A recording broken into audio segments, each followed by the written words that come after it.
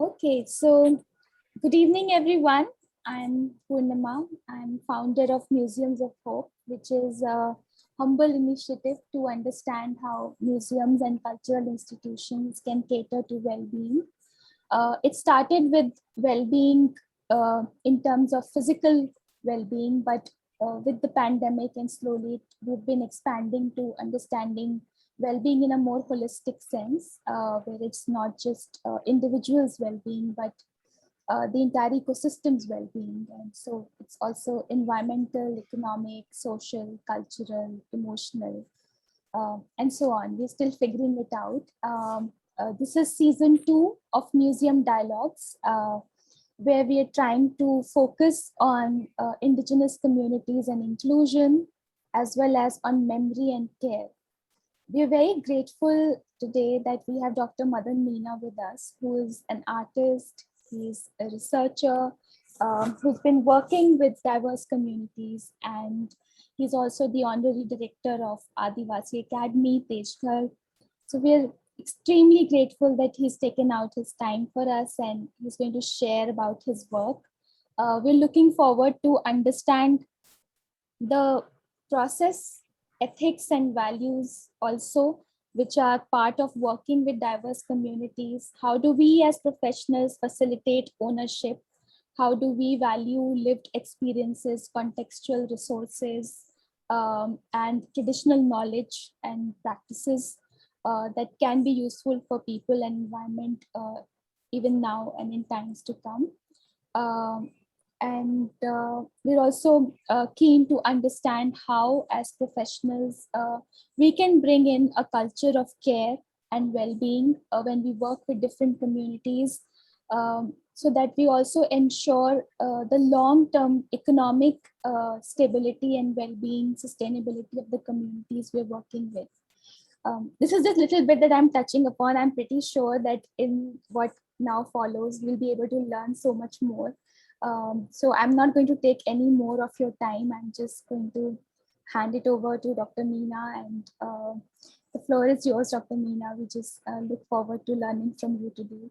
I would also like to share with everybody that Dr. Meena's connection might disconnect in between, but don't worry and don't disappear, because he's going to join back in a moment if it happens at all.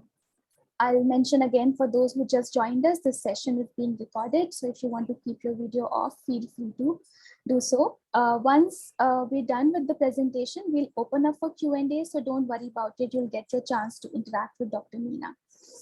Yeah, so welcome, Dr. Meena, and welcome all the participants. Thank you. So good evening, Purnima. Good evening, everyone. First, thanks to Purnima for inviting me here. And though there is not a large gathering, but few gathering with important thoughts is most important one. So let us take. As Purnima has talked about the indigenous communities, about the knowledge systems, and the rich heritage that these communities have. But who are these communities actually? So just to touch upon this word that that Purnima has used is indigenous. Indigenous means people who are ethnic to the place, who have been living there for thousands of years. But as an Indian government, like if you see in India, we have never accepted this terminology of indigenous people. The government has never accepted that we have indigenous people. So they have generally categorized them as a scheduled tribe. Actually, that's a constitutional terminology under which these indigenous communities falls. But apart from that, there are thousands of communities who are equally indigenous, but who has not been granted the status of scheduled tribe. They are left out. And there are various reasons for that. So, because now tomorrow India is completing 75 years of independence. So let me start with some with a subject of what is the indigeneity is and who are these indigenous communities and how they have faced the various issues of development and where they stand today actually. So I'm going to talk to start with this the communities who are today who are called denotified tribes actually. And these denotified tribes has been categorized differently among the SC communities who are scheduled caste as scheduled tribes, ST, and even OBC also. OBC category was made very later. So some of those committees has come into that. But if you amount them, these are like 1,500 communities, 1,500 communities, and their population is around 10% of the total Indian population. So presently it is like 15 crores of the total Indian population. Who were these people actually? So these people were generally what the British called them as wandering tribes, the people who were just moving, who had no fixed place to settle, and they were just moving from one place to another. But what was the purpose of that? The purpose was their livelihood, because they catered to a particular service to the sedentary communities who were living in villages or who were living in towns. So this history goes back to like 250 years before the East India Company came into India. It is before the arrival of the East India Company. These communities were generally, they were either in the armies of different states, they were there in the Imperial Army, they were there in the Maratha armies. Many were forest hunters, they lived in the forest. Many were providing their professional services. For example, like the Banjaras who were trading, who were taking salt from the sea and then carrying to the mainlands. So like that, there were different professional communities, like even the medicine, but the traditional medicine men also, what we call them, they were there, like snake charmers, who had this rich knowledge of indigenous medicines actually. That is how the snake charmer, the Kalbelia community or the Sapira community is recognized as. Like. So these were communities who were providing their professional services. But when East India Company came, so what happened? They started encroaching upon the forest and the natural resources of India. So many of the tribal communities and many of these wandering tribes and these nomadic communities who were dependent on the forest resources, they became target of the British. And then there were clashes. There were a number of clashes that the British officers has recorded. Like for example, in 1830s, William Sliman was appointed in India just to record all these clashes. And then this theory came up of thugs that many of you people must have read or must have heard about thugs in India. So this is a theory which was developed by the British. It was not the Indians. There were no such issues of thugs. But the thing is that who were these thugs actually? These were the people when this, for example, the imperial power came down, and then there were footloose soldiers basically. So to survive, they were just doing few such thefts in the region. So they were just categorized as thugs and dacoits and thieves and like that. So William Sliman did the first caste census, which came up during the Viceroy, this Lord Mayo in 1871. This was the first caste census of India that came up. So there was a lot of misunderstanding among the British about these communities. So they wanted to control them. So we hear about this IPC, Indian Penal Code. So this was formed by the British government. It came in 1860 just to control these different communities. Then they came up with a department of thief and dacoity. So through that department also, then there were few other regulations and acts. Then there was Forest Act also, just to move out these people from the forest and to capture the forest and take out all the resources from there. So finally, these communities really became a trouble for the British, and they came up with one particular act in 1871, and this act was called Criminal Tribe Act. So first it was in North India, in Punjab province, in Northwest province, and then in Awadh province. It was applied in this area, but like they did number of amendments into it. Like in 1911, one amendment happened. Then in 1924, another amendment happened. And by 1924, around 198 communities were listed as criminal tribe. And now they had all sort of restrictions that they cannot move out from the region, from their area. It was the duty of the local government to identify any community who was trouble to them as a criminal tribe. So once the local government, for example, the local states, they identified them as a criminal tribe, then it was the duty of the British officer, that was a SDM or a superintendent of police, to make a register of them. So in the register, even a newborn baby was registered. So it was a caste-based criminality that was introduced by the British. It was not based on the profession, was not based on any other kind of activities of this community, but that's because the caste became the factor for being criminal. That was the act meant for. Then there were many oppositions to it also. People were put into settlements actually. These were like open jails. And then 1947 came.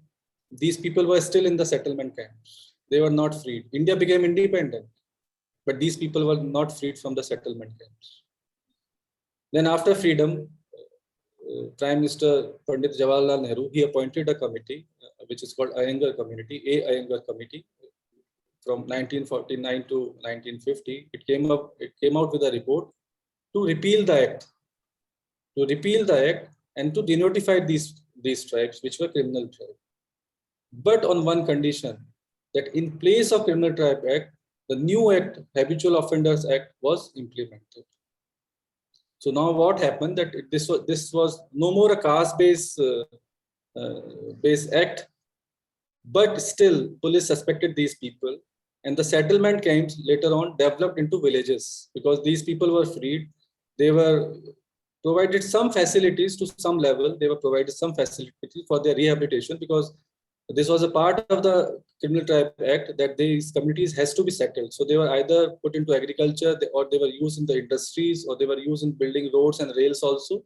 So that is mean by the rehabilitation of these communities. So these settlements mushroomed up into their own villages later on. So police still kept on suspecting them. So many people who were registered in the register of Habitual Offenders Act continue to be people from this community, and that still continues today. So on 31st August 1952, this act was repealed, and these people became denotified tribes. So if we think of denotified tribe, then it just gives a message that these are the communities who were criminals actually, who are ex-criminals. They are identified as ex-criminals. Now, accounting all these communities plus the nomadic communities that we have in India, who are service provider communities basically, and various acts has come later on, particularly the Wildlife Act, which has affected greatly these communities because they were drawing all their resources. They were many communities like Pardis were dependent on forest produce only. They were dependent on hunting actually, and at one period, they accompanied all these rulers in their hunting games also. Without them, hunting was not possible for any royal family, these royal people actually. They were there in all these hunting games. This was not possible without the Pardis or the Mogyas and communities like that, because they had information, they had a great knowledge about the forest. But then these people were thrown out of the forest. And later on, when many of the forest has been made reserve forest now, all the forest has been nationalized now. So, and more buffer zones has been made. So many among these communities has been criminalized actually. The wrong cases has been put on them. The forest department, the police department look at them very negatively. So the status of these communities presently is like this. For example, in India, if you see the average literacy rate is like 77 to 78%. If you see the literacy rate among these communities, then it just comes to around 40%, even lower than 40%. And there are villages where people where the students do not even qualify class 5th standard also. There are many villages, the whole village of these communities. And then if you see in the government jobs, not even 0.1% are there in the government jobs. And now the situation of these communities is really, really very bad. So while starting from this, that's who these indigenous people are actually. We just romanticize them that indigenous people have indigenous knowledge. That is true. They have indigenous knowledge.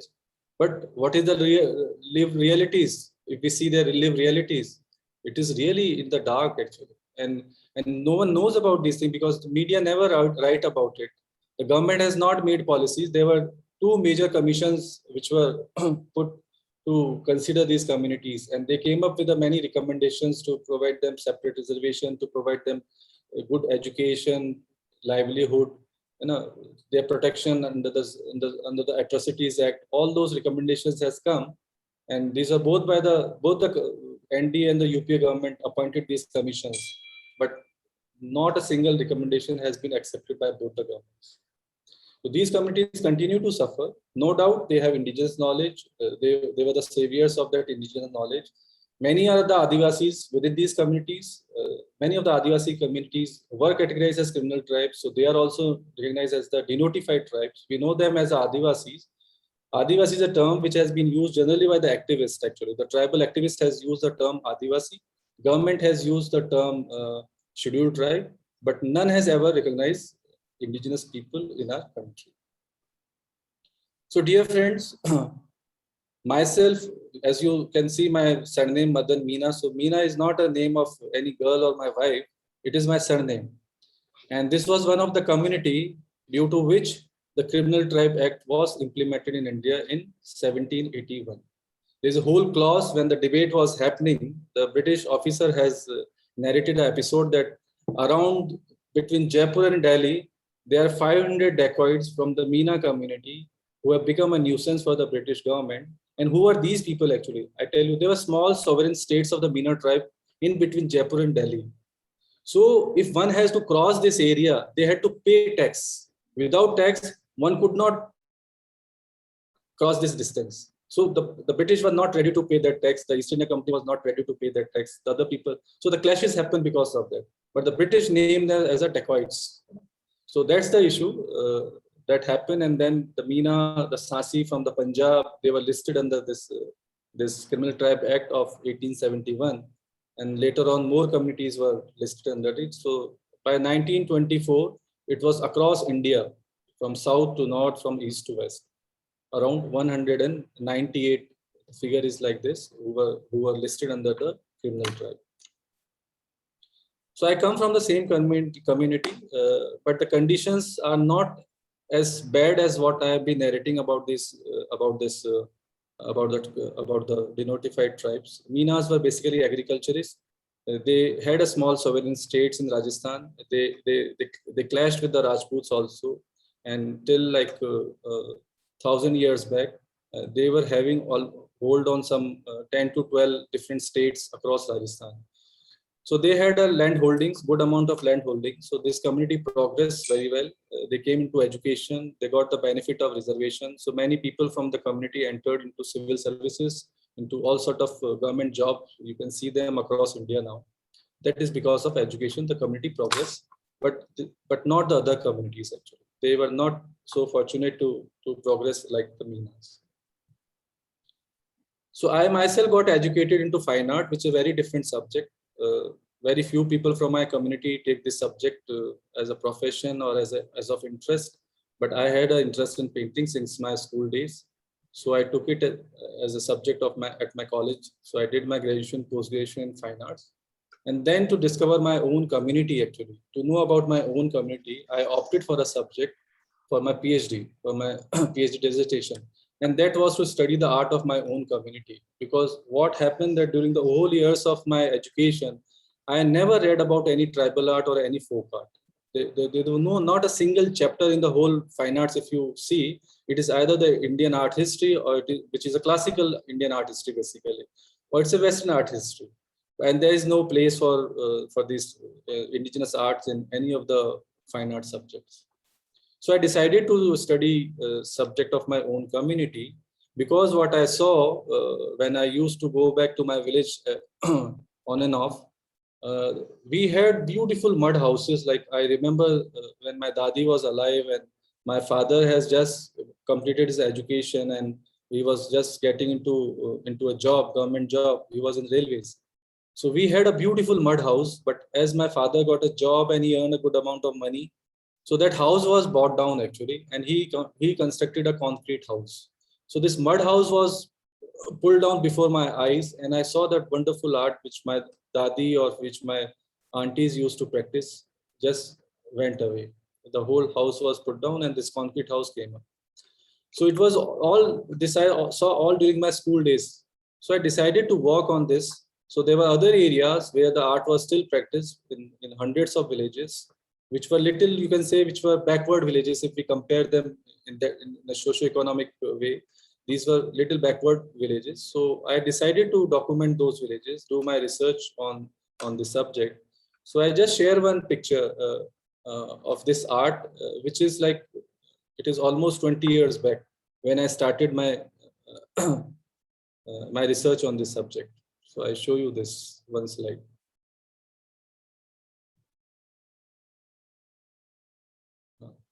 Purnima, you can see my full screen now. So, yes, we can. so people, this does not have a specific name like you have Madhubani painting or a Worli painting. It doesn't. The community has never given it any standard name. So it is recognized generally as Meena women wall paintings because these are done by the Meena women, not the men. Till the house is a property is a mud actually. Till the house is made in mud, it is a property of a woman. And once it is broken down and it becomes concrete, it becomes a property of the man. Why? Because the men invest money into it. If a mud house is made, there's a lot of participation of the women into it because there's a hard labor which is required, even in the construction and then the maintenance of that. Men are never involved in the maintenance. Not even they don't even bring a piece of clay to help these women. So it's a whole day. It is a domain of women actually to maintain these houses. So it is a property of women, what I say, till it is a mud house, and then it goes to the man once it is converted into a concrete house. So it is something that you can say that it's a living, it's a way that they look at themselves. It is a way that they want to live actually in the space that they want to live. So it is just not the structure then, the architecture of the house is equally important. So the house or the structure is there. Then along with that, the paintings are designed, which accommodates the architectural space. And it overtakes the front, the back, the inside and the outside, the courtyard, veranda, each and everything. If you see, it is all so much decorated with these paintings. And it takes them almost months, actually, not 1 month or 2 months. It is a work of 3 months because when monsoon comes, these walls get damaged. So soon the monsoon stops, they have to first repair the walls. And that takes a lot of time. That is much more than the painting. So the repairing takes a lot of time. They repair it. They do all the whitewashing, whatever, paint it with the geru color, the red ochre. And then when the Diwali is approaching nearby, so just before a week, you can say week or 10 days before, they start painting because the house has to be complete by Diwali. They believe that they are welcoming Lakshmi actually. So they feel that they have to welcome Lakshmi. So the house has to be neat and clean. It has to be well decorated on the day of Diwali Puja. So that is how these paintings are worked upon. So when I was visiting these villages for almost, I completed my PhD in 5 years period, but I continued to document these for 16 years continuously. So for example, if you see an image of this house, so I have clicked this every year, one after another year, till it was converted into a concrete house. So that documentation is a huge documentation that I did. Another thing that I did was that I knew that these will be put down because it has happened in my own village, in my own house, which was put down. So I knew that once these people also get employed and get educated, they will definitely not going to live in this house anymore. So what I did that I got these paintings transferred onto the paper actually, because there has to be some memories. The photograph cannot capture that memory. The feeling of the painting, the art actually, the living art of the woman has to be captured somehow, which is not possible in a photograph. So I gave them a paper. I took a paper, huge paper, went to their villages, put it on the same wall, on the same on the same level, and then I asked them to use their own brush. I did not give them these modern brushes that the painters use, the artists use, but I allowed them to use their own brushes, which they make from the khajur, from the palm leaf, with a stick actually. It has a spine. The palm leaf has a spine. So from that spine, they cut a small stick and then they smash it with a stone. So with those bristles, they paint it. So they use the same, only the color was different because this was to be painted on a paper and that is a wall. So here we simply use a acrylic color. So they use with acrylic, they painted this. So I did this effort just to save this art for the future generation, because I knew that the people of my generation were not at all interested in these paintings. If they had been interested in this artwork, if they have valued these, then these mud houses has not gone down. They would have built a separate house, but they would have never pulled down the mud house. And their women knew, still they knew how to paint, but they do not allow, because over here, your identity with these paintings also becomes a sign of your backwardness. That is with many things you will see, that people do not speak their original language because they feel little bit of inferiority actually of using their own language also. The people start speaking others language actually. That is how we see the languages are dying actually, because the indigenous languages, or what you can say the mother tongue, they do not have a commercial value. People want to learn the commercial languages, which are generally Hindi, or which is English in India, if you say, or they are French or German if they want to go abroad. So these language doesn't help, but these languages has a whole worldview actually. They have captured the whole knowledge system. They are receptors of the whole knowledge system that the community has grown in that particular language. So these paintings are like languages, because I have seen these are expressions which are put into the visual form. As we can express ourselves through words, these paintings also express the same thing through the visual expressions.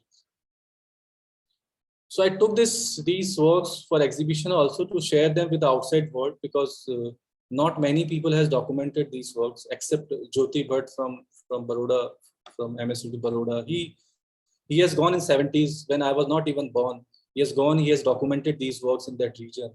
Very nice photographs he has done. And then I went in the 90s to document these, which was like after 25 years, I went to the same villages and then documented this. So it's a work of some 100 to 150 villages. I have a collection of these original artworks, which I have preserved only for my own community. There were many people who came forward to buy these artworks. I said, no, these are not for sale, because the women who painted these, they never charge any money from me. No, they never charge. They just did it out of their generosity, that I come from their own community, from the same community. So out of that generosity that this person has come from so far and he loved this art, so they just did it for free actually. They didn't charge anything. So I have no right to sell them actually. And now I cannot even go back to the community to ask them whether to sell them or not, because selling or commercializing this art form is again a damage to this art. So that is something which need to understand, because there are people who are patronizing tribal arts, who say that the tribals get livelihoods out of these. But if you think in my case, in case of my own community, the community is well-to-do community. They do not really need money out of these art form. It's agriculturist community. Now most of these people are into jobs, so they are not as poor like how people are portrayed actually. The indigenous peoples are portrayed with poverty. That's the psychology of our civilized people, how we portray them, because we look to the different standards of development. So that's the whole issue. So I have fought this with many people. Many people came to see this exhibition and they really got annoyed that why can't we buy these paintings? I said, these are not meant for sale actually. This is only to share this art form with you people. So like that, so it's a counter to I have taken these artworks as a counter to the tribal art market or the folk art market that has spoiled many of the artists. And we know the case of Jangan Singh Sham and other artists, how they are exploited actually. And you can go and you can listen to their pain also. So that should stop actually. These art should not be looked as a piece of commercial object. They are not commercial object. They have a whole knowledge system, and the community should look back at them, because the problem is again this, that the community is also not respecting them, and that is a problem because of a whole education system. Our education, as I said, that when I was studying fine arts, I never learned about these paintings. I never learned about any other art form from which is indigenous to India. You know, we were either taught the classical arts or we were taught the Western arts. So we recognize the Western arts very well. We never recognize the Indian arts which are practiced by common people. So that's the whole issue about taking this work as a research for myself. Now from here, actually, what happened, I was about to complete my research, and this exhibition happened somewhere in Delhi, in India International Center.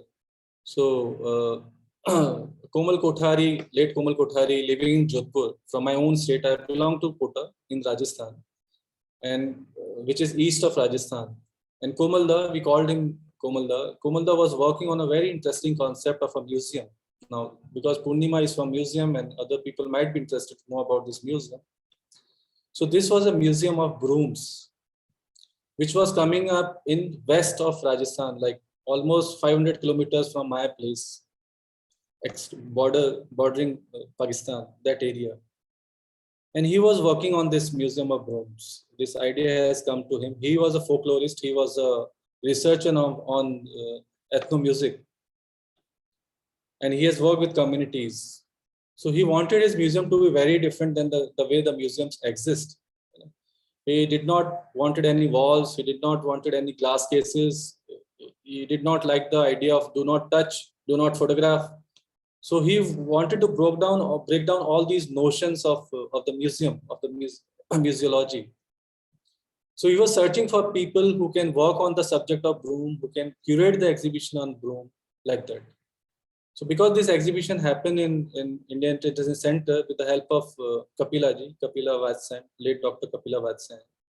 So she introduced my work to Komalda, that there is a boy who has done this work, fantastic work in Rajasthan on such kind of painting, which we have not seen. And it was because of Kapilaji that this exhibition happened at Indian International Center. So she introduced me to Komalda, and Komalda said that, Madan, can you come and work with us? So I went to Jodhpur, met him, and there was like 3 days of continuous chatting with him. Not even chatting, I should say. I was only listening him actually. I was only out of college, completing my PhD, and he has spent his more than 70 years working on the Rajasthan folk music and working on the indigenous community. The same nomadic or the denotified tribe that I am talking about. Kalbelias are the denotified tribes. The Mirasis, the Langa Manganiya, they also belong to the denotified tribes. So he had been working with those communities since long. So he talked about his whole knowledge that he has documented, that he has researched, that what he has experienced out of all that, his experiences. And then he asked me, can you work on this subject of brooms? So this was totally new to me actually.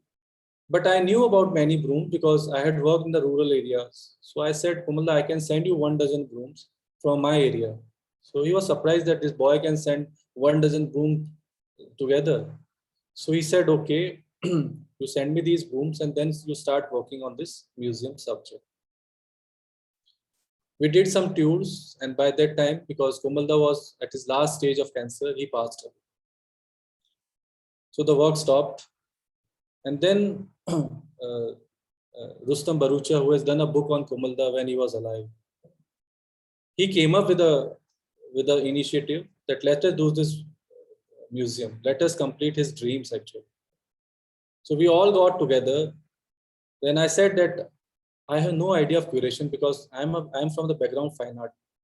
I'm not a curator actually, and I have never curated such a museum. I can curate an exhibition, but not a museum. So I asked that let me go and research first, go into the field, research and see how broom actually exists in the space, in its own original space. And let us think about that space, how it exists, rather than how we want to put it, or I want to put it, or you want to put it. Let us keep that at the bottom and let us prioritize how broom exists in the space.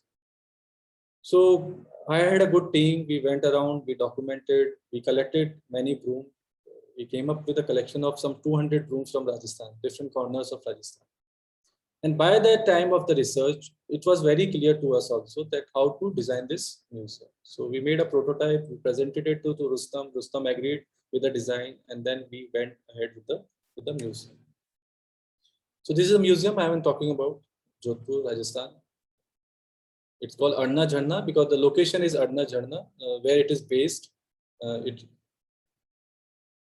So this was a site that was chosen by Komalda. Now this is very interesting to see that how Komalda chose this land outside Jodhpur. He was being given a land nearby Jodhpur city, which was a plain. He did not agree to the land to take on a plain because that could be used for agriculture rather than being used for a museum. So he chose an abandoned mine outside the Jodhpur, which was lying idle, which was all the stone has been taken out and it was no more quarry was happening there. So he chose that land and he converted that area into a small pond first. So you can see the small boundary was raised and then it was converted into a water body so that water can stay there and some vegetation can grow along with that. Then bird life will will increase and other things will increase in that area. And the museum was all this that because this is the idea that came out of the research that it has to be a mud structure first. It has not to be of concrete. It has not to be a hard structure actually. It should not be a glass structure the way museums are made and the big gates that museums are made. It has to be a simple house actually. The kind of houses that we see in Rajasthan. Now, since this through Broom actually, it talks about the culture of desert. Broom is just an object, but it talks about the whole culture of the Western Rajasthan, of the desert actually. So the museum should be in line with the architecture of Rajasthan. So the whole mud structure was built or with the mud bricks. The village people came to build this museum. We did not had a very high profile architect to design the museum. There was a local architect just to help with the basics because these structures were quite big actually. They were almost 4 times than the normal structures that we see in Rajasthan of mud houses. So these were very big structures. So for that, architectural engineering was very necessary. So we involved one architecture, but then the person who conducted this work, who supervised this work, he had a knowledge of doing such mud houses. He was a local guy from that area. So he supervised this and the woman came. So we made 3 units into it based on our research. The first unit is meant for rooms which are used in the inside space. Because in the research, the thing that came up very interestingly was that there's a gender factor which is attached with broom. There's a female broom and there's a male broom. The female broom and the male broom never meet each other. They never cross their spaces. And then the name of the broom, the terminology is also accordingly. For example, if I take few names of the brooms from Rajasthan, then there's a Bungra and there's a Bungri. And one word you must be knowing, Buara and Buari. Havarna and Havarni. Savarna and Savarni. So you go in the villages, you will find that this gender aspect is very much attached with the broom. There's a particular kind of a material which is used for the female broom, and there's a particular material which is used for the broom which has a male aspect. The female brooms are used in the inside space. They may be in the courtyard and they are inside the room. So that's the Buari, or you can say Havarni, Savarni, Bungri. It will remain only inside. Once you clean it up, you cannot keep it outside also. It has to remain inside the room only somewhere. And the broom which is used outside on the road, maybe in the cattle shed, on the rough surface, that is Bungra, that is Buara or Havarna, that is male broom, which is generally made from the shrubs, or it may be made from the branches of the trees also. So it will always be kept outside. It cannot be brought inside. It cannot go inside. And the broom which are meant for inside space, they are the surface is smooth. So those are the brooms which are made majorly from grasses, different kind of grasses. So if you go across Rajasthan, you'll find different brooms made in different grasses, whatever grass grows in that area. The grass which is common in the area, that grass is used over. Now the subject is this, that Komal Da is so expert in he has researched whole of his life in ethno music of Rajasthan. He has worked on culture of Rajasthan. But why he chose broom as a subject? And he has a huge collection of musical instruments. He already has a small museum in his house of hundreds of musical instruments. But he was not interested in those musical instruments. To make a museum for those musical, that should have been his priority, because he has spent whole of his life on working on the Rajasthan folk music. But he did not took that subject as a priority. He took broom as a priority. So that is a subject that struck me also. Why he chose broom as a subject of his priority? Because in his last years, he started looking at a culture of Rajasthan through grasses. He came up with the idea that particular grasses grows with a particular crop. And what crop it is? It's a monsoon crop. That is our staple diet. So it is very much related to our food culture, first of all. Then the food culture is related to our geography and climate. West, which is desert, grows bajri, millet. South, which is tribal area, Udaipur and south, down south, that grows maize, makka, corn. It grows corn, which is south. That's a tribal area. that the area which is north or which is east grows jawar, sorghum, this jawar. So so he divided Rajasthan in 3 zones based on the food pattern, and these 3 zones has different cultures. That was his region of connecting Broom with different cultures, with different people, with different communities, with different food patterns and different lifestyles of Rajasthan. So Broom just became a frame for him in his last stage to look at the culture of Rajasthan. So that inspired him to focus on Broom, and he left musical instruments on site and he prioritized Broom. Later on, after he passed away, this museum came up. I can show you a few slides, inside slides. So these are the broom which are meant for the outside space. So we created such spaces where the broom is generally kept. And we made small labels of the handmade paper. We did screen printing over them. And inside the label, we pasted the photograph of the person from where it came actually. So we credit the person who has donated this broom. So his photograph is there. And then there is a small map where a dot is there. The name of the village and district is mentioned over there. So all those people, all those indigenous communities people has been credited with each and every broom over here. And then these are the broom which are meant for municipal spaces actually, for community spaces, which are used generally by the sweeper community. So the museum also talks about caste system, which is a very strong factor attached with the broom. You can see people has protested and one party has come out with the broom now, and which is popular one. So it talks of the politics of broom also. And then these are the brooms are made of grass, which are used inside the room, inside spaces, interior spaces. So they are within Rajasthan. They have almost hundreds of grasses that grows, and people just cut them. They stock them for the whole year, because even the grass has to be cut in the particular season. It is not that you can cut it in May or June. No, it's not like. Mostly the grasses which are used for a broom are just cut after the harvest of the monsoon crop. So just before Diwali, these grasses are cut and they are stocked. So they do not become brittle. If you cut it after once it becomes dry, then the broom will be very brittle actually. So it has to be cut little green before it is getting completely dry. Before that period, you have to cut and you have to stock it for the whole year. So that's the knowledge. That's the knowledge of these communities about how to make brooms and when the grass has to be cut and how it has to be stored and how it has to be kept for the whole year.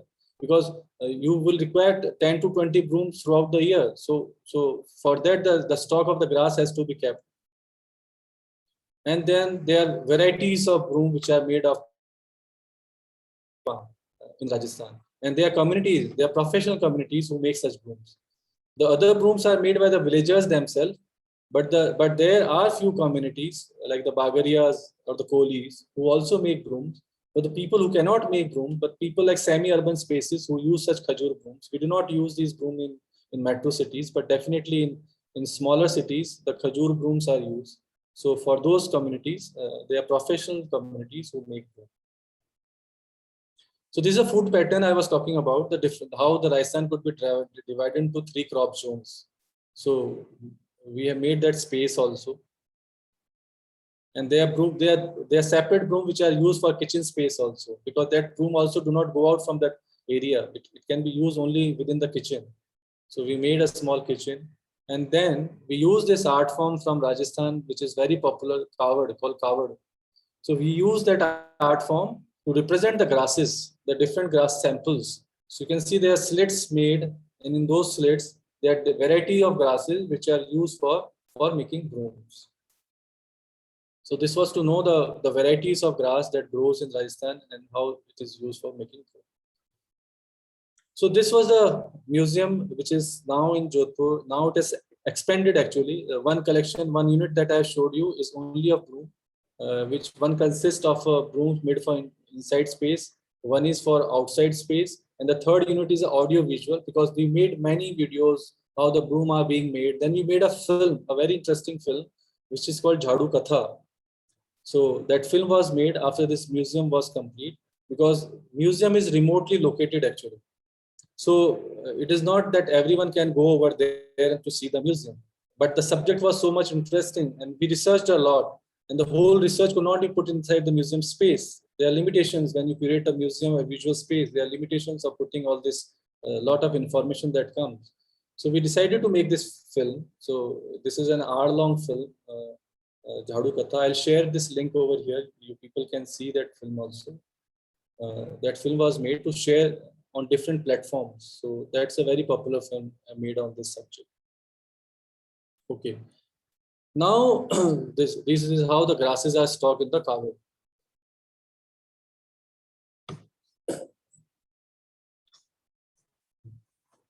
So what happened while working on this museum and while coming in contact with Komal Das? So the first interaction that happened with him,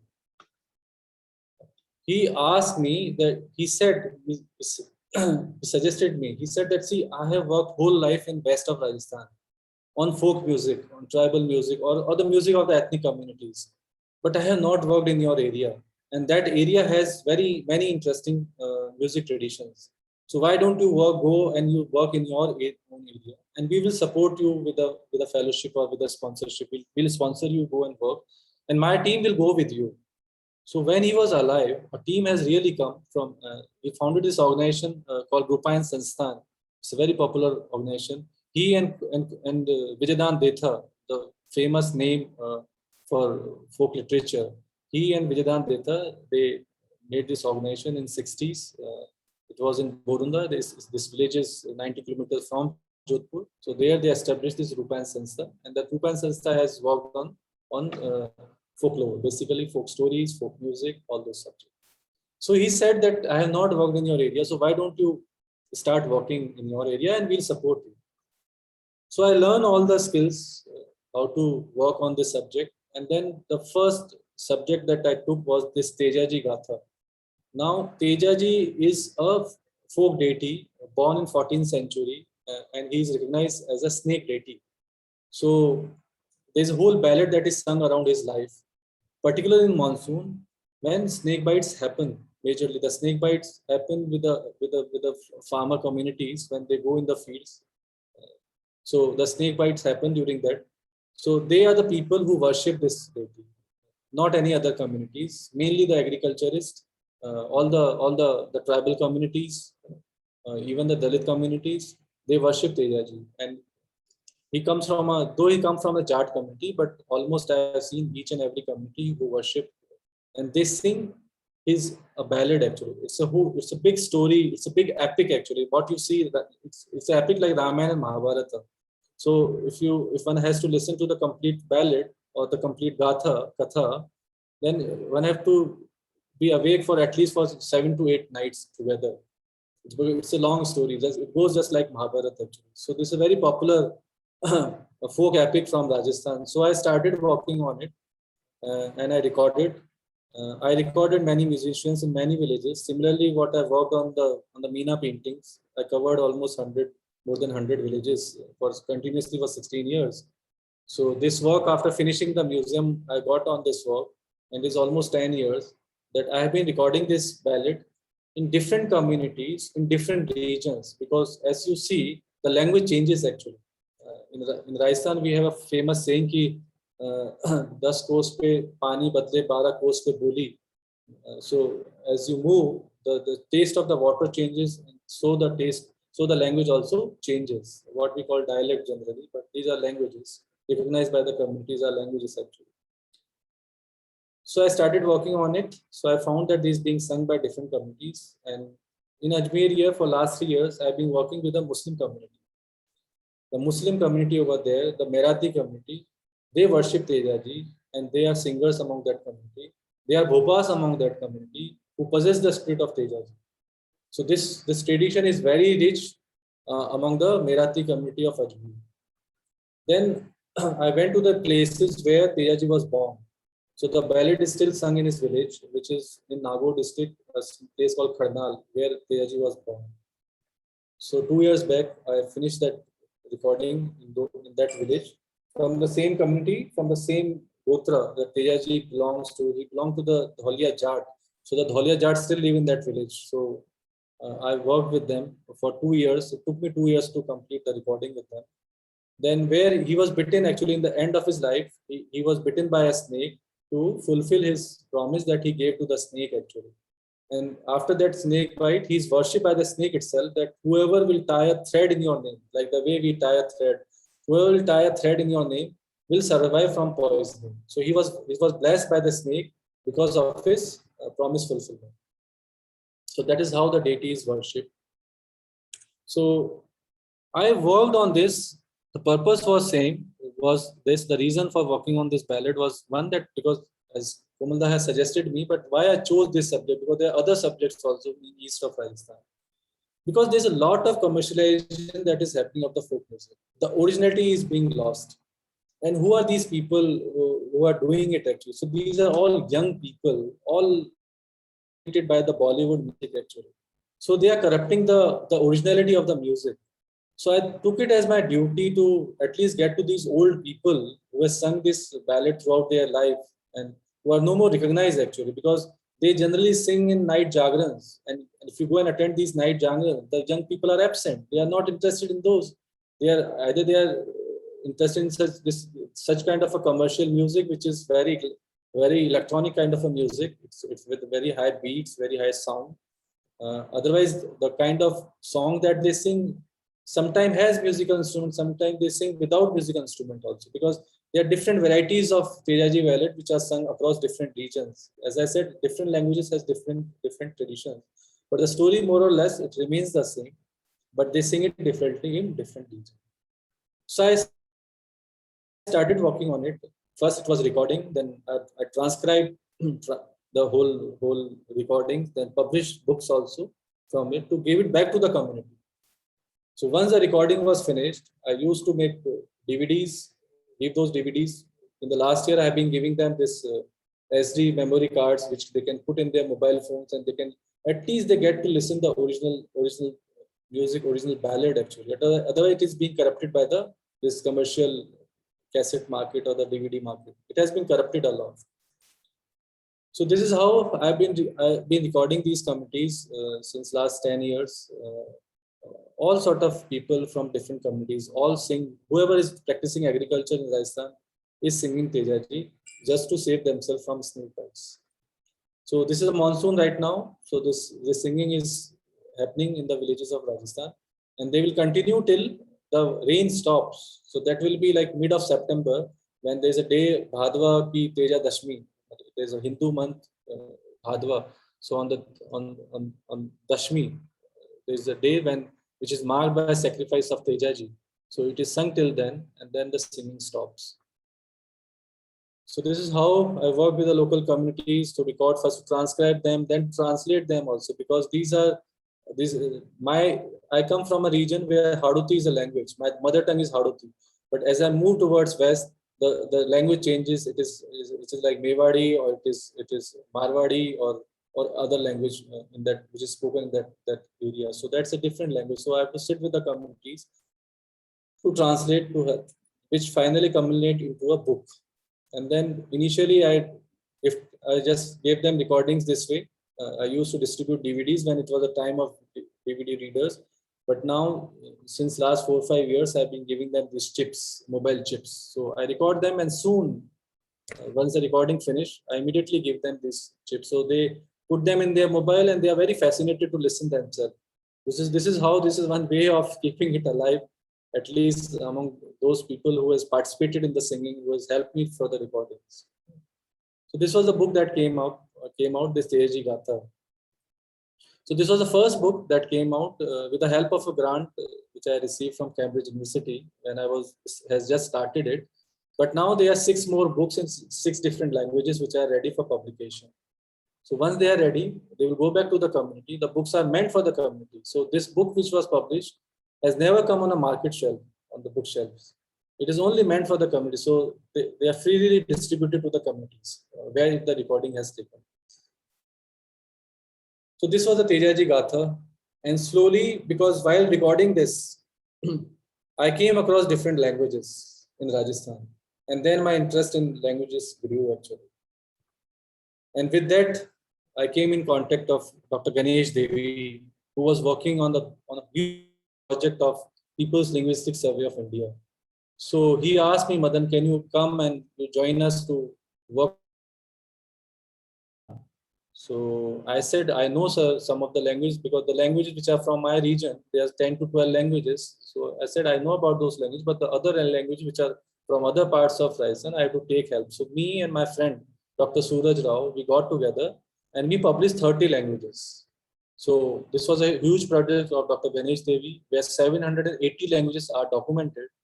Some 40 volumes has been published. These are state volumes. So like, for example, you see one volume here on Rajasthan, which is in Hindi. The English has also been published. Both the volumes were released after a gap of 1 year. They are in market now. So like that, some 20 state volume has been published. So 40 volumes in total from the state language, and then from the in English, they have been published. So it's a huge project that has happened. So from here, I entered into languages, and being into languages, just go back. Dr. Devi made me a part of Bhasha Research and Publication Center. He's a trustee of that. He made me a trustee after completion of this work, and he himself shifted to Dharwad. So he put new people into it. Now all the new trustees, the first generation of trustees are moving out. They were like, it has been 25 years since this organization was formed by Dr. Ganesh Devi. And the place here from where I'm talking today is Adivasi Academy, which is part of Bhasha. It's an institute, because while working on these languages, he found that the most endangered languages are of the Adivasis. So he felt a need to form Adivasi Academy, which can work on tribal languages, which can work on tribal cultures, which can work on tribal identities and tribal problems. So this institute, this Adivasi Academy, presently it works upon on the education. We have a mother tongue education, a very unique model over here. We have a Bhasha One, where each tree speaks of one particular language. So 150 languages has been represented here in the academy. It's 11 acres of land. So there are many trees over here. Then there is a museum, Museum of Voice. It's a Vacha museum, which represents the tribal culture over here. And again, it's a very different museum. It's a museum of open walls. Like, for example, museums has door. This is a museum which has no door. One can enter 24 hours. At midnight also one can go enter and see the museum. It's such a museum, very interesting museum. We'll talk about it next time, and I'll share you a link here. I'll put in the comment box, I'll put these links, a few of these links, so you can go through these things. So that's a museum is there, Bhasha One is there. We have a model school, which is a mother tongue education, which the teachers are from the same language. The children stay in the campus, they live with the teachers itself. So they learn a lot many things in the local languages only. And then slowly we introduce Gujarati. So then they start learning Gujarati, and then little bit of English. And then we send them to the mainstream schools later on. So there is a huge problem of dropout, and that dropout is because of the language issue. So this school caters to that language issue, because it starts with the mother tongue and slowly it introduces the state language, and then the children get entry into this. So this was all. I think your time must be over. It's 6, so it's more than 6. So let me stop here. I'll share some links which you can see. Otherwise, there's a lot to talk. We would be happy to continue listening also. There's just so much. A lot. I have not talked about my art, but you can Google, you can see my artworks. I'm a practicing painter because my education has been to fine arts. So you can see that. So I shared some links over here. One is a museum, that is Museum of Voice, Master Museum, All Museum here. Then my work on Tejaji Gatha is oral literature. Anna Jhanna Museum is on the top, the museum that I showed you. And then Bhasha's Facebook page, where we put all whatever experiments we have been doing here. We are working on indigo. We are cultivating indigo, which grew naturally. We are working on a traditional textile here, which was the Adivasis used to wear langot, loincloth. So we are working on that textile. We are working on banana paper, bead jewelry that the Ratwa used to wear. So many subjects, they are all there in the Facebook page also. You can read. So any questions, I'll be happy to answer questions. Yeah, we're open for questions now. There's one from Rosamma. She had to leave for something, for a class, but she's written that this material should ideally be shared with Rajasthan. Oh, this was about Arna Jharna. that it should be shared with Rajasthan tourism, and can there be bus services to help visitors? Raisa knows it because this land was allotted by Ashok Gehlot ji himself, the present chief minister. So he knew Komalda, and he comes from Jodhpur himself. He comes from Jodhpur. So he has been knowing Komalda since he just entered into politics when he was very young. So he allotted this land for the museum. It has been on lease. It's a government land, and the groups come mainly the education groups, basically from schools and colleges. People from all design institutes, they come and they visit. People come to do their internship also over there. Right. So that way it is popular, but not as a. It is not on a tourist circuit actually. Like you have hotspot as a tourist places, na? So it is not like that. It is a little bit of a spatial museum, and we do some curated programs over there. Now it is all organized by Komalda's son, Kuldeep Kothari. Yeah. He take care of the museum because I have moved out after doing this museum. So the family is still taking care of this museum. So they get with the schools, the local schools. They organize many programs. Then there are special tours that come. So for them, they organize music programs, some workshops. It's a very interactive space which is being used in Jodhpur. Right. And it takes a whole day actually. It engages us so much that you will require at least more than half day to see the whole museum. I'm So sure. it is not something that you just go and see the monument and then just come out after half an hour. So it is not that kind of. You have to spend a whole day. So you have it has to be put separately in the itinerary for a complete day visit. Would anyone else like to ask any question?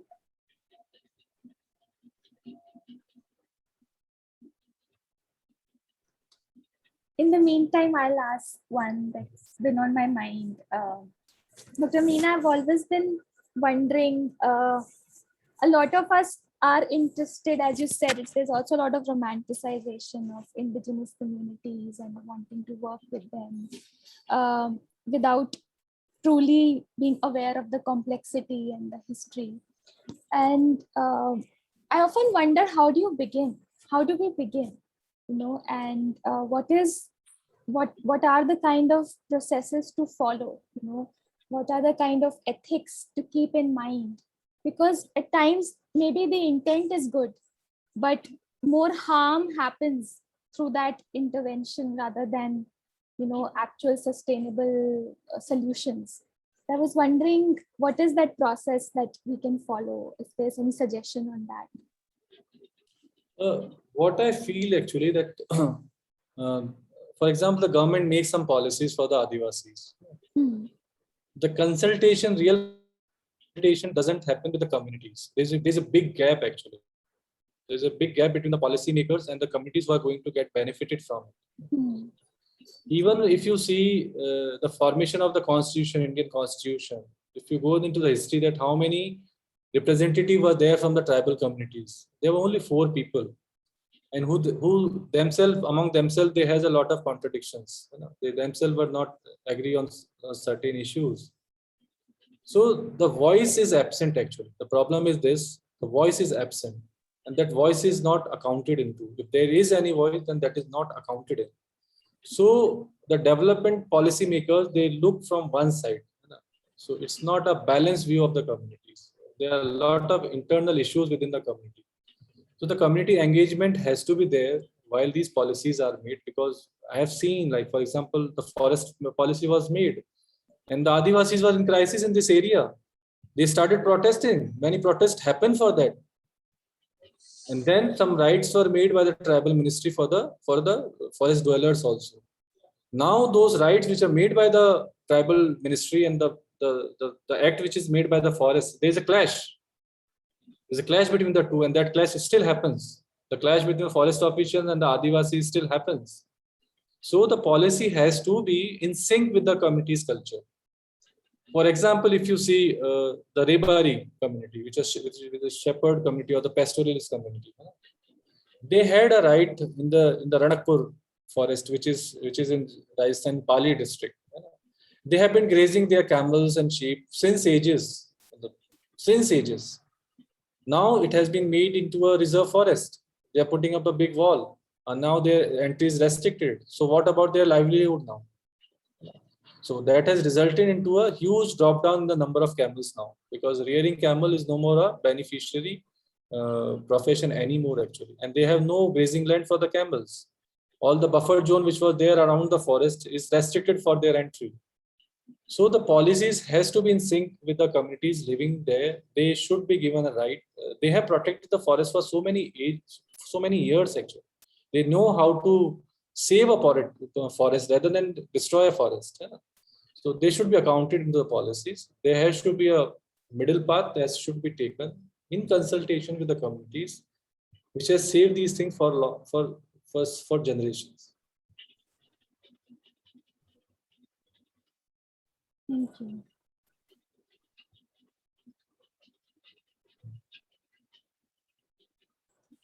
Are there any more questions?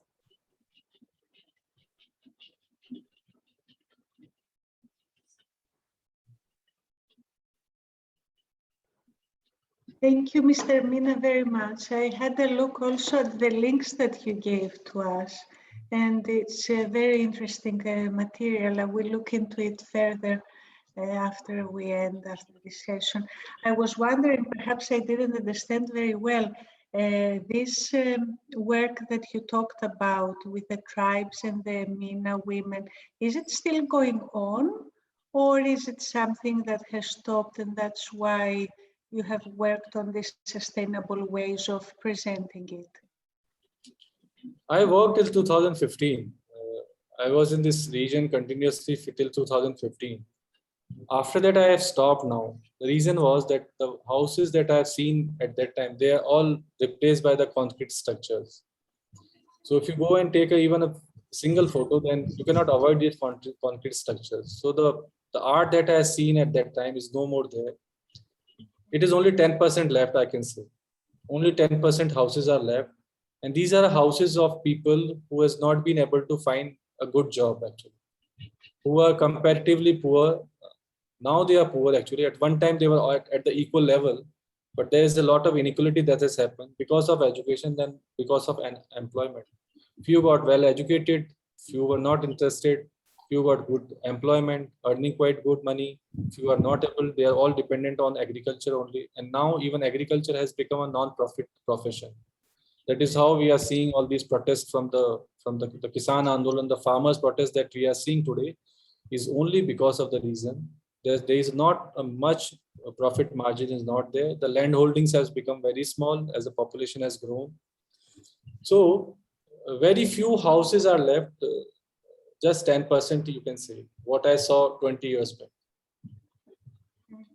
And these people still draw, because I have in mind some programs. For example, in Europe, there was a series of programs that, for example, mosaics, another kind of art, and they were training, the people could go to these villages that had this specialization and could learn this technique and art.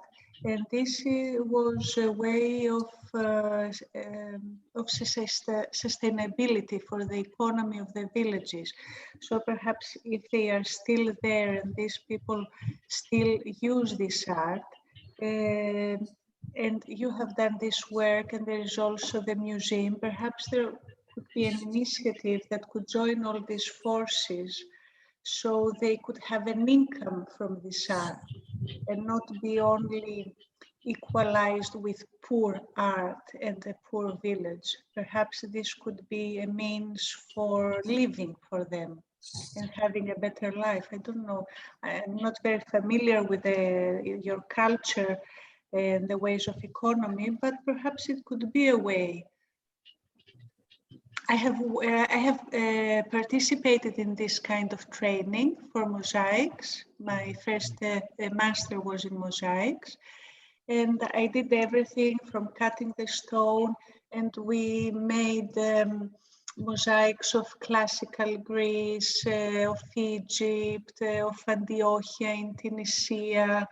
And it was really a trend in order to give power to the people of the villages to earn more money and to have a specialization that they could be proud of because this is their art and this is their technique. I don't know if this could work for you as well. There are few initiatives by the government. Actually, there are two very special museums. If we talk of preserving these art forms, then one is in Rajasthan itself. It's a village. They came up with a village model. So they are hutments actually. So one hutment represents one tribal community over there. So that is one model which we see in Rajasthan called Shilp Gram. And then there is another Museum of Mankind, or it's called Indira Gandhi Rashtriya Manav Sangrahalaya, which is in Bhopal, central India. So that's another museum where they have tried to preserve the originality of the culture. They have made these such hutments over there, where the people from the same community comes every year to renovate them, for the upkeep. Actually, they come and they visit them. But there have been no initiative from the community. What I have been expecting is that someone from the community, the young generation, should come forward to at least preserve the remnants of this culture. And this is a very recent awakening that is happening about self-identity, because there have been crises with the Adivasis itself, because they are being assimilated into the main Hinduism, or you can say the main centralization of the culture is happening. So even though their reservation is now feared, the reservation that has been given by the government, and that is being challenged in the Supreme Court, High Court also. So to reclaim their identity, they are trying to use their cultural identities now. So over there, I am seeing a little bit of a renaissance of their culture, which was totally absent, because the first generation which came out from these communities who got educated, they wanted to elevate themselves actually. And they even adopted the Hindu culture also. They adopted many Hindu practices actually, which never existed in the Adivasi culture also. That was just to come little bit higher in the caste hierarchy. Those sort of psychologies they had a little bit of, as I said, they had an inferiority about their own culture also. So they wanted to get away from this culture. But among the youth who are being educated, who are into the colleges, you can say the fresh young generation, they have a little bit of awakening, and I'm seeing hope from them actually, because it is after 20 years I just kept researching, and now I started showing it up. So people are, the particular young generation is showing some positive response about it, and they are recognizing that. Otherwise, when I was working on this, it was just taken as a wasteful subject by the community never, except the women, the male never entertained me in any of the villages. It was only the women who really felt happy that there is someone who is photographing their art, there is someone who is recognizing their art, who is coming every year to see their artwork. So I was always welcomed by the women, but not much by the men, because they have never felt it like to be a thing of pride, of their own identity or of pride. But they live every day and they feel that their art is like poor art. Perhaps they are in the beginning ashamed of themselves, of their communities, of their art. But now in museums, we talk about co-creation, and we want to co-create with the local communities. So I think that a project from the museums, but together with the local community, would be great, and they will feel proud of their art gradually. This will make them feel proud gradually, because they will share their art that no other people know. I think you could make amazing things, but it needs some time in order for them to feel it better. Yeah. There have been like some of the artists has the contemporary artists to name like Aparna Kaur, and I think few more artists has worked with the Warli artists, which is another tribal art form. They have tried to work to, and they have got recognition also because of that. Because one coming with a high level contemporary artist, a recognized contemporary artist, the artists from these communities also get a recognition. But now there are few, like the good thing is that there are few artists from even from these tribal communities who has made big name actually. For example, from Warli, I see Jivya Soma Mase, whose work has been recognized worldwide. Like Jangan Singh Sham, there's a whole museum devoted to his work in Japan. And then there are Madhubani artists like Ganga Devi. Her work has been put in Japan, in the museum of Japan. So, and they have really done great work also, and they have got a good recognition. Like there are have this civilian award called Padma Shri. So many artists has been recognized by that award also. So in the recent time, and then there are some commercial galleries which has come up also, who are showcasing these works. So in the recent time, there has been a progress, and even these tribal artists or the folk artists, they themselves are experimenting also. So there's a lot of innovation that is happening, which is a very good sign. When I see these innovations happening, otherwise these art form become standardized actually at one time. They are looked through those lenses only. So a few good things are happening. Some good artists are there who are working on it. They have good recognition also. Yes, it's great art. Thank you very much, Mr. Mina. Thank you. Thank you, Catherine.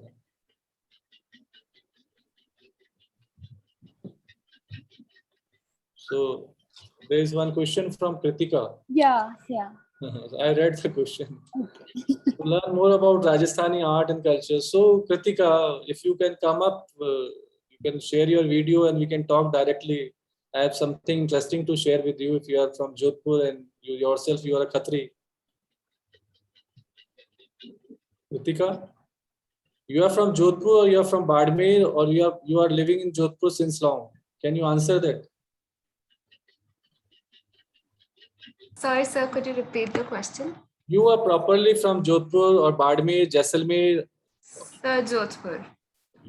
Your grandparents are from Jodhpur? Yeah. Okay.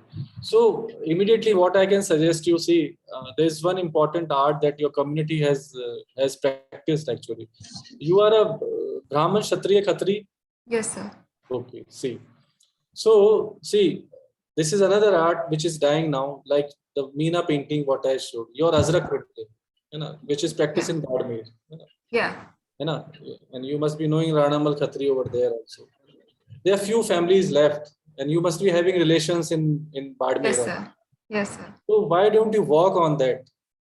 And see, this is and the interesting thing, because you are from a printmaking background, what these people has done in recent time, that they have shifted from block printing to screen printing. Yeah. Block printing is entirely a different process. It's a different, and then screen printing, when you shift to screen printing, it's a different thing altogether.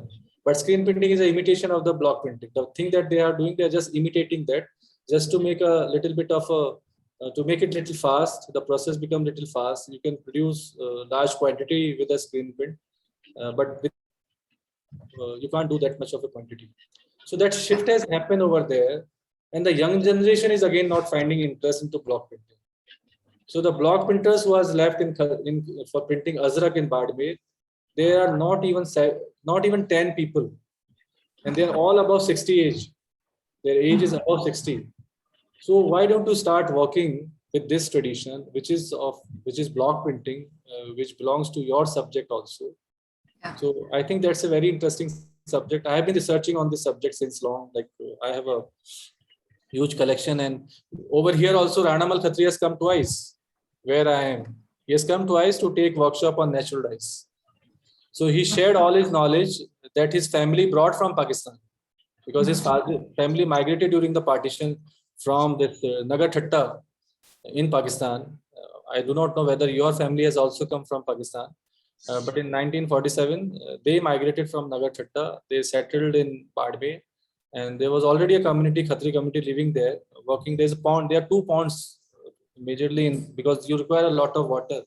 So they put up their homes around these ponds, and they have been working since then. But the number has gone down because Azrak printing takes a lot of time. The price is very high as compared to other block prints from Bagru or Sanganer. These prints are very costly because they require like 15 to 16 stages of printing, and it takes time. So no one can afford that kind of a money actually. So there are few printers left in Kutch who are Muslim Khatris, and there are few from your community, the Hindu Khatris, who are here. So I would suggest you, if you can start working with these few printers who are left. That would be something interesting. And people has not used blocks actually in their printing practice. You are a practicing printmaker also. Then people has not used this medium. People has used like wood print. They have used lino prints and they have used all sorts of other prints actually. But if you can do something interesting with this and you can create some interesting collection for with Ranamal, which can find a good market also for him. And otherwise, they are doing just traditional prints. There are 15 standard Azrak prints, only 15 standard, and they have been working with that since ages. So you might innovate that those designs also according to the contemporary needs also. So what like Katrina was talking about, the contemporary artists working with the traditional artists, I think you can do Yes, sir. something interesting in that. Okay. So go and meet him. Yes, sir. Tell me, you can take my reference. He'll be happy to Yes. entertain you. Yes, sir. Thank you, sir. Okay, Katrina. Yeah.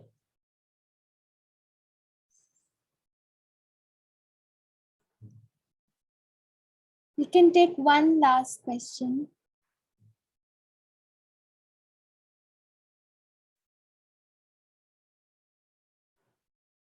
Vishwajit, are you trying to say something?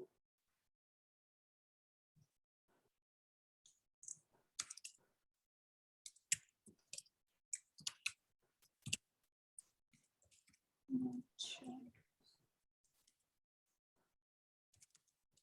Thank you, Katrina, for participating actively yourself and making it worthwhile.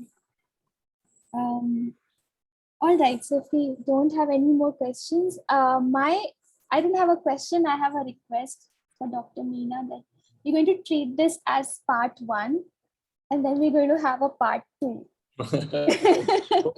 Okay. Yeah, we can have part 2. Definitely we can have. And then maybe we can request for a part 3 there.